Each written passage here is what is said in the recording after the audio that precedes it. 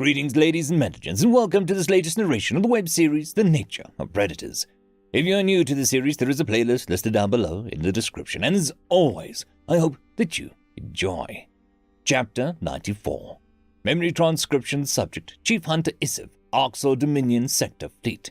Date, Standardized Human Time, December 4th, 2136. The empathy tests were an assortment of prey species facing torment. For the first time since childhood, I'd leaned into my defective voice. It was painful to allow myself to feel fully, without casing those primal sensations in a shell of logic. Witnessing unnecessary suffering elicited a shameful amount of pity, just as it had back when Shazar's farm. Now, more than ever, I knew herbivores were not just spineless animals. The look on the Secretary General Zal's face as the scientists explained my results was vindicating. The human leader did honor his agreement with Tava, permitting me to board her ship. I was surprised the Vendel leader wanted me confined with her for hours. From what I could tell, she carried no firearms. Shouldn't a prey individual expect me to snap on a whim, and thus not want me seated across from her? I rested in a brooding state, mostly keeping to the co-pilot seat in the cockpit. Governor Tava sensed my sour mood and allowed us to travel in silence. It made for an awkward ride, with the rescued Zeridians in the cabin behind us. The Vendel possessed more patience than myself, coaxing the quadrupeds to indulge in the basic self-care. Her constant reassurance and crooning tone grated on my nerves whenever she ventured back to their locale. Thank the prophets they were almost to Vendel Prime. My pupil snapped towards Tava as she returned to the cockpit once more.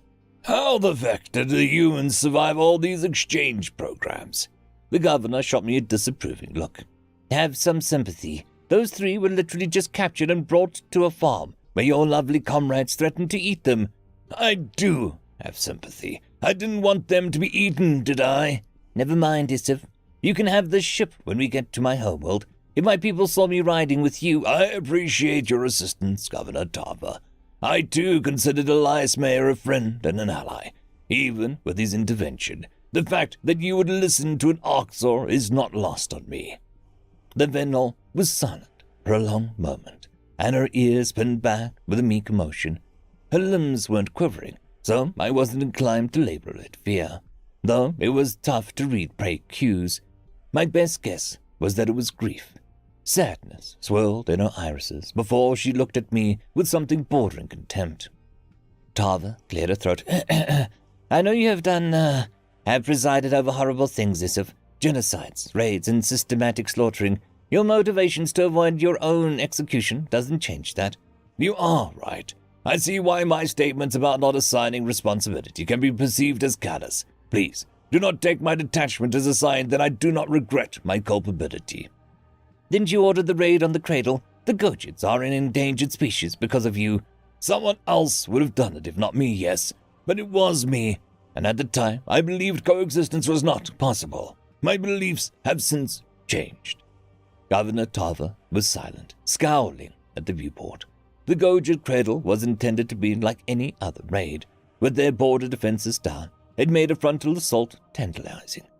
I hadn't known why the defenses were offline until later, when reports from the planet's surface circled back to me.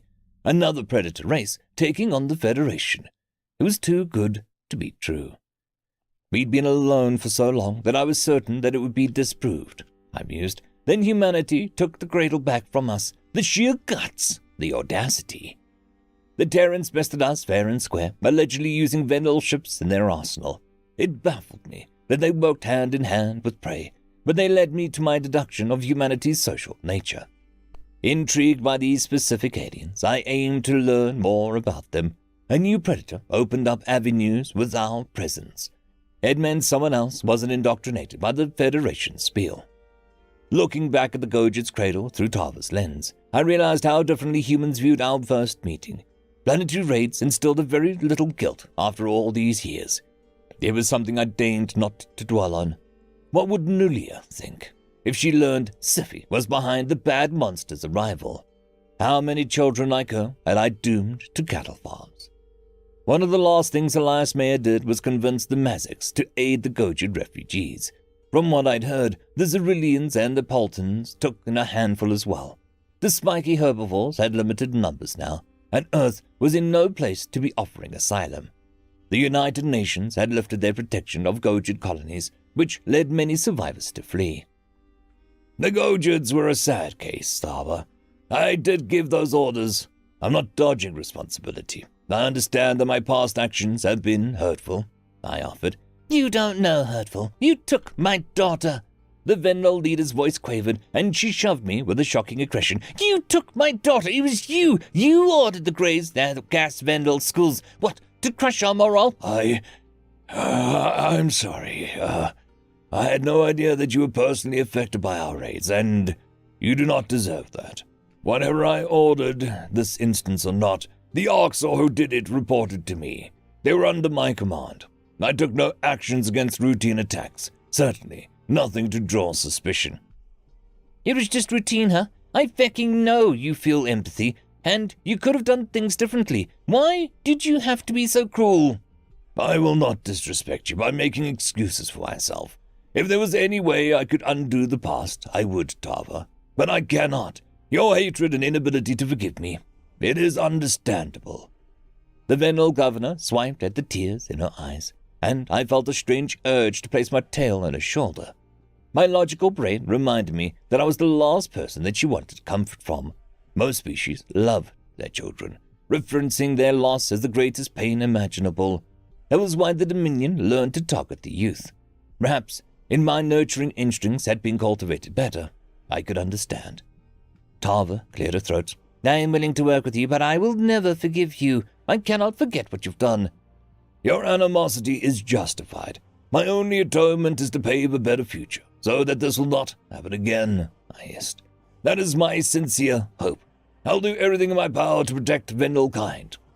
You must have had a difficult life, Isif, to never be allowed to express your emotions, whilst to fit in with the despicable people. You deserved a friend.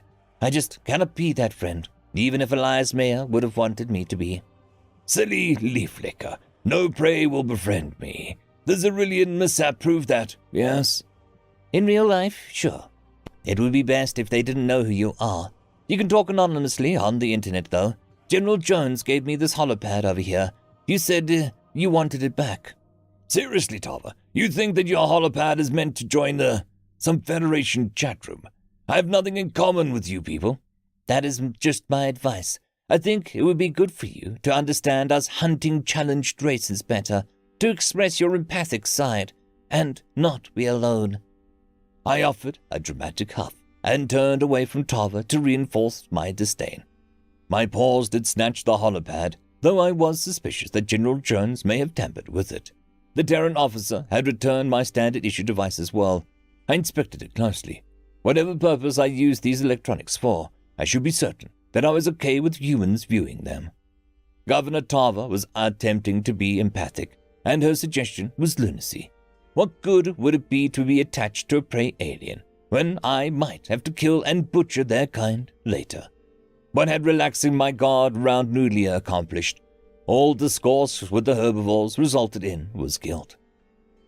Hours later, alone in the ship with my thoughts, I set course for my spy station. Governor Tava bade me farewell after supplying me with meat rations from the local factories. Knowing the Vendel's anti-carnival values, the generosity of that offering couldn't be understated. I wondered if that was the start of building a bridge of trust. We would never be friends, but partnership wasn't out of the question. It was all a moot point if I didn't return to commanding my sector. Orcs were solitary creatures who cared little for others' welfare. However, if I didn't check in soon, the Dominion would start asking questions for practical reasons. I needed to drum up an explanation for why I'd lost my own vessel and returned in a Vendel transport. Perhaps the human's tooth drive could help you. Why haven't you given it more than a cursory glance? Instead of crafting my story, I was learning how to navigate through the Federation internet, passing close to our FTL backdoor with Maloo, the Dosse homeworld. I'd been able to establish a connection. As small rodents, the Dosse weren't at the top of the meal list. They were the least valuable species in my sector. Their territory bordered Gojid space, but on the opposite side of the Xerillians. Stupid Tava, I growled.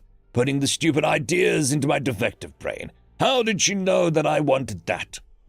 The DOSer had a social media site called SwiftPair, which would randomly assign anonymous users to chat. The rodents had a few abilities beyond jabbering to each other, so, of course, they devised such a platform.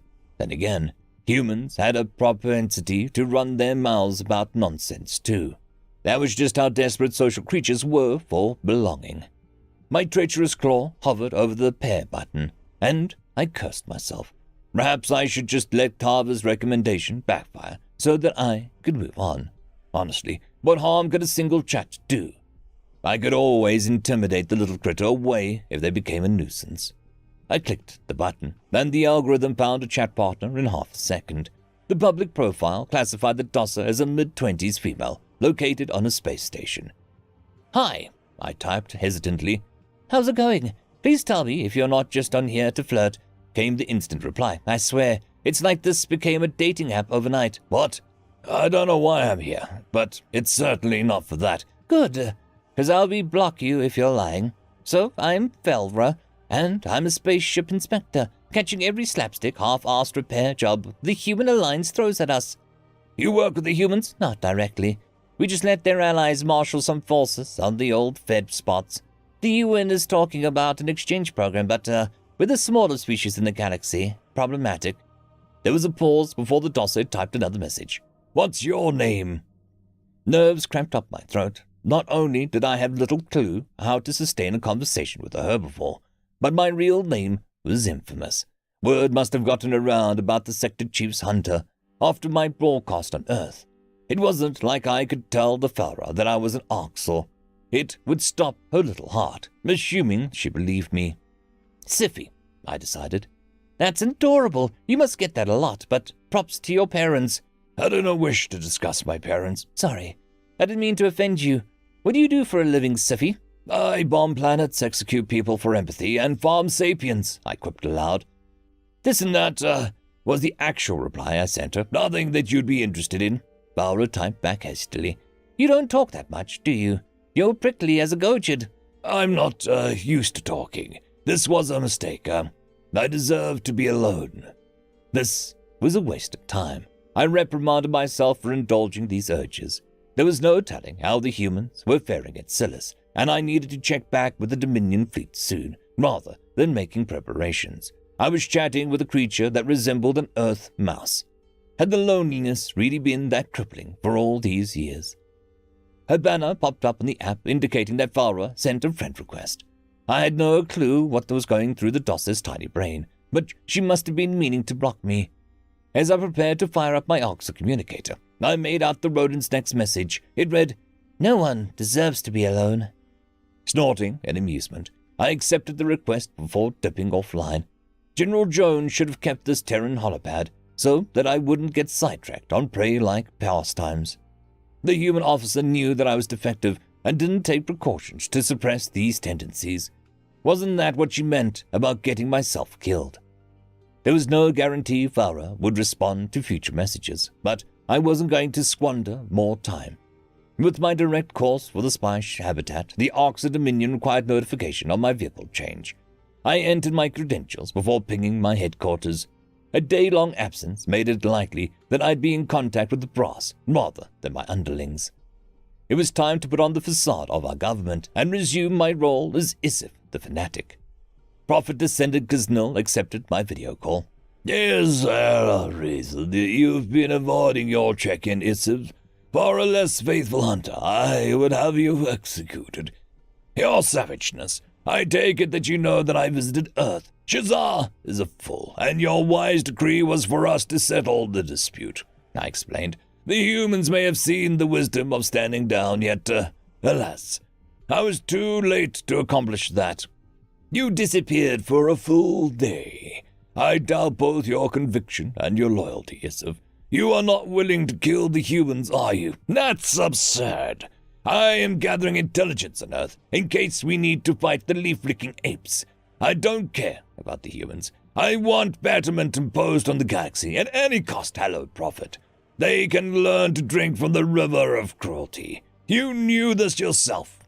It was unclear whether Ghaznil believed my argument, but he had opted not to kill me on sight. The prophet descendant could be convinced of diplomacy's usefulness. As long that he was strengthening our cause, I was safe. The alarming part was his overt accusation that I was a human conspirator. Betterment had been partial to me for years, and this development meant that I couldn't hide behind favoritism. The Arxol leader narrowed his eyes. That is not your ship that you are streaming from either, is it? Yes, I made off with the prey technology. The humans found tactical advantages commandeering Vendel ships, I growled. I will dissect the design because those grass brains aren't worthy of killing us. If war is inevitable, the Dominion will be ready. We pay Vendel technology the respect of studying it now. I want glory, savage one. Our victory must be resounding and prove our superiority. You are straying from the path, Isiv, but you were right about the humans being formidable foes. Is that so? Nobody agreed with me before. I've missed something from Silas and Fold, yes? Gisnell scrutinized me for another second before swiping at his holopad. The compilation continued distress signals from across Shazar's sector, which was sent through our FTL networks. Farm habitats forwarded footage of humans raiding our facilities, and undefended stations being reduced to rubble. The Terrans severed our communication structure shortly after these transmissions. The UN could have cut the proverbial wire earlier. They want the Arxol government and Shazar. See this. Laughter rumbled in my chest as I realized the UN's true strategy. The humans used the occupied worlds as bait, and Chief Hunter Shazar played into their hands. That foolish Arxol was so eager to teach the weaklings a lesson that she hadn't guarded her most valuable possessions. Every strategic asset and supply depot across hundreds of light years were erased. This amuses you? I bared my teeth. Yeah, Shazar's incompetence brings me nothing but joy. Does she know yet? Word is reaching her around the same time as us. She will be made aware soon, but I have to deal with her mess now. Don't bail her out. This was her great master plan, after all. I know how to handle humans, and I need your trust going forward. You can hardly fuck up worse. I'll humor your weird ideology, Isiv, but I am watching you. The prophet descendant terminated the call and left me to chew on his words. My first conversation as an official human spy, and I already had Gisnell sniffing around my business. This was going to require me to operate more carefully. The freedom I'd enjoyed in the past had waned. General Jones was right to warn me about the eyes and ears everywhere. My gaze drifted to the Terran holopad, which sat in the cockpit. Browsing alien internet was perilous too, unless I could find a suitable cover. With my actions under a microscope, talking to a DOSer inspector was a fool's errand. Balra shouldn't occupy my thoughts, since I'd only been able to sneak a sporadic messages at best. How long could I hide my Arxol identity from her? What if I had more in common with the prey than my kind? I shook my head. The future of the galaxy was at stake. This was no time for emotional baggage. It took a weight off my shoulders to know that the humans punched back from Silas. A straight-up fight had been inadvisable, but Shazar's arrogance was her undoing. I'd pay a pretty penny to see the look on her face when she discovered her empire had collapsed. My goal was to ensure that humanity's war remained with a single warlord. However, keeping betterment off their backs might prove to be a challenge. End of chapter. I would quickly like to thank our Tier 5 patrons, Dragzoon W.R.E., Quantum Wednesday, Ambrose Catal, Lord Ashrakal, Bushmaster 177, Casper Arnholtz, Cam Maxwell, and Arcadian. Thank you very much.